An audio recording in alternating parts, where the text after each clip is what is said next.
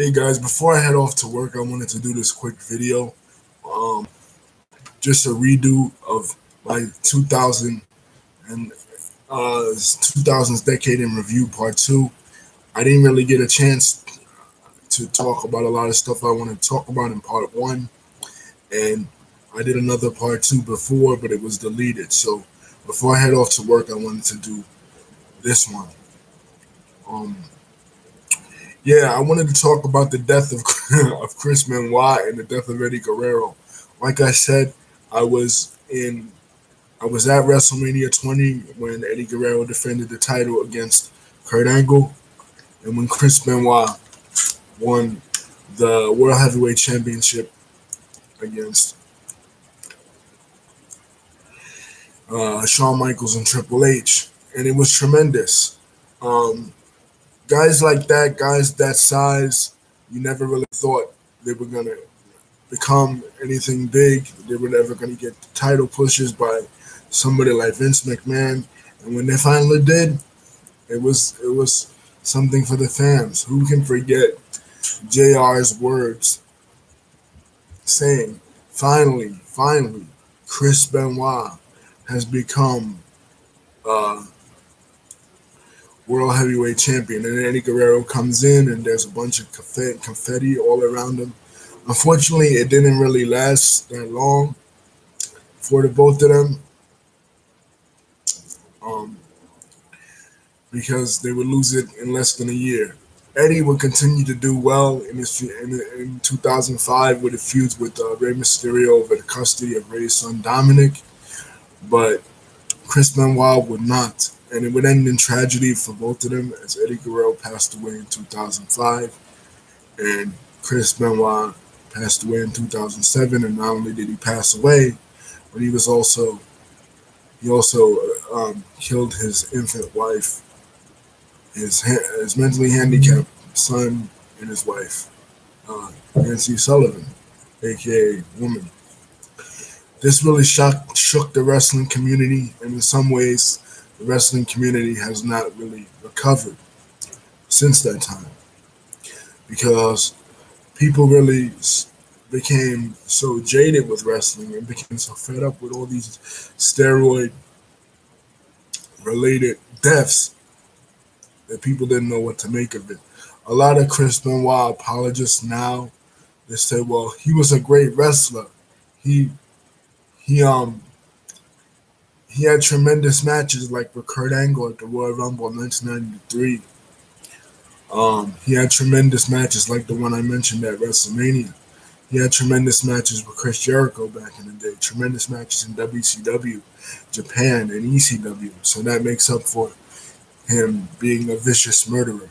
People even want his ass in the Hall of Fame, which I don't agree with. I think he should be wiped and erased from history. But this incident was probably the biggest scandal that professional wrestling had ever seen, bigger than the steroid scandal in the 90s, bigger than um, when Dave Schultz slapped John Stossel in the 80s during the first spike in the popularity of WrestleMania. Bigger than the Montreal Screwjob, way bigger than the Montreal Screwjob. But people tend to talk more about the Montreal Screwjob than they do this. Um, yeah, I just remember not being into wrestling at that time, being kind of away from wrestling because it just in 2006, 2007 it became um, really ridiculous um, stuff. Vince McMahon even faked his own death in a storyline where a limo blew up, and and on the night that they actually had the Chris Benoit Memorial Show, they were going to do the memorial show for Vince McMahon, and when he fake died, but they couldn't. And then Vince came out and admitted that it was all just a storyline. But I too became fed up with a lot of the deaths that happened in the business at that time. Um, yeah, and also I wanted to talk like I talked about in the other video. Um, Chris, I mean Jay Z versus Nas. Jay Z and Nas had this beef in the 2000s, and like I said, it was tremendous. Blueprint album was released September the 11th, 2001.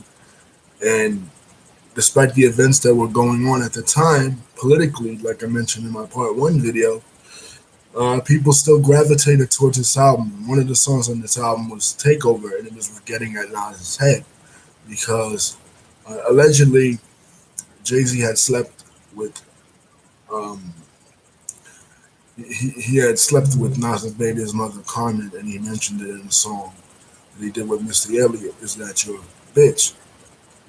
Um, and Nas took offense to this, and he and Nas had a battle.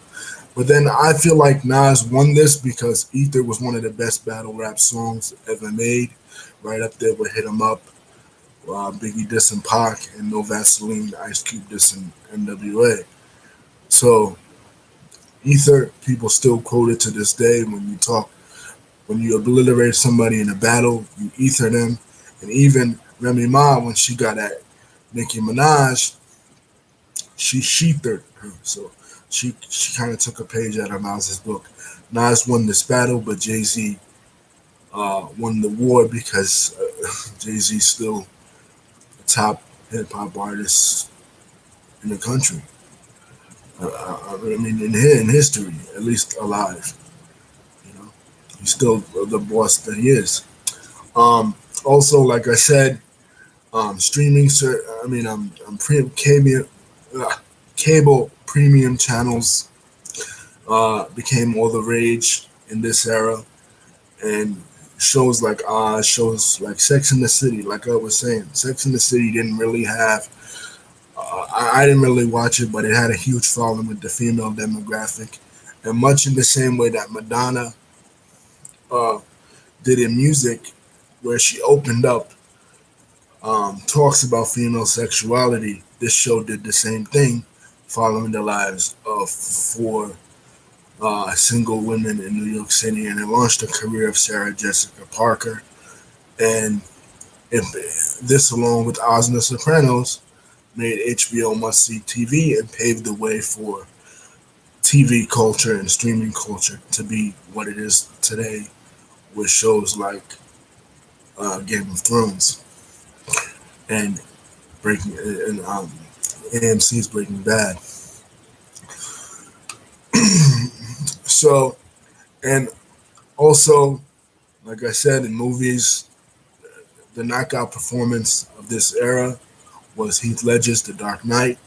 But similar to Chris Benoit and Eddie Guerrero, when you look back on their great performances, all you're going to really remember is the fact that they died. You know, we'll never forget Heath Ledger's performance, even though now a lot of people talk about Joaquin Phoenix and talk about his performance. We're never going to forget the performance of Heath Ledger. You know, earlier in the decade, he showed us his range by playing a cowboy in a secret homosexual relationship in Brokeback Mountain, and then the Joker. He took a whole new spin on it, and people say Christopher Nolan, who's the director of the movie, says that he actually became the Joker. He actually immersed himself so much in the role that he became it. You know, uh, he became you know that part, that villain. Joaquin Phoenix did it as well, but I feel like Heath Ledger's performance will never be topped. You know, but who knows? People said that about Jack Nicholson, and it was. Um, so you don't really know, but in my opinion, that movie, the original Dark Knight, which was the second part of that trilogy, was what inspired the following decade's wave of superhero movies. Not really Iron Man. Yeah, Iron Man, but the fact that The Dark Knight was able to be taken seriously by critics for the first time ever for a comic book movie, like I said, superhero cinematic history is kind of bookended by Batman. You have 1989's Batman, you have 2008's Batman, you have this 2019's Joker. So every time you have a rise in comic book movies or a major change in the trajectory of comic book movies, you always have Batman at the helm for some reason. That can make sense because it's one of the earliest comic books ever invented in 1939, but that just seems like how it goes down. Anyway, guys, like I said, prequel trilogy, Star Wars, I'm not really going to mention because, like I said, everyone hated them. They did really well in the box office, and now they're being redeemed because people say Disney's Star Wars is so bad. But to me, I like them and they fit well within the story. And if you're talking about Star Wars in general, they fit. But they're not really something I remember in the decade of the 2000s like I remember these. Anyway, peace, you guys, and I'm going to work. And some of the things I left off in the 1980 video was the movie Dirty Dancing. Um, I put it I put it in my poster for the video, but I really didn't talk about it, and I regret not talking about it. The reason why I didn't was because I felt that I already touched on 80s nostalgia, 80s nostalgic feel for the 1950s in my line on Back to the Future, and Dirty Dancing was kind of the same thing. Dirty Dancing used a lot of 1950s type songs in their soundtrack, so it was similar to Back to the Future in a way. It was a look back in the 1980s to the 1950s. I didn't in my 1990s video. I didn't talk about the death of Owen Hart and how he um he felt his death and over the edge in 1999 because this celebrity deaths I don't really like to talk about. These two I did in my 2000s extended because it's depressing. You don't want to remember your heroes dying.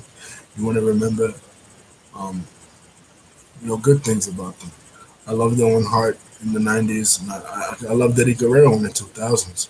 So anyway, guys, this is a redo. I'm going to work. Peace. Love you. I, I'll be working on that Biggie Faith Evans video pretty soon on Hopelessly in Love series part 2 when I come home. Love you guys. Peace.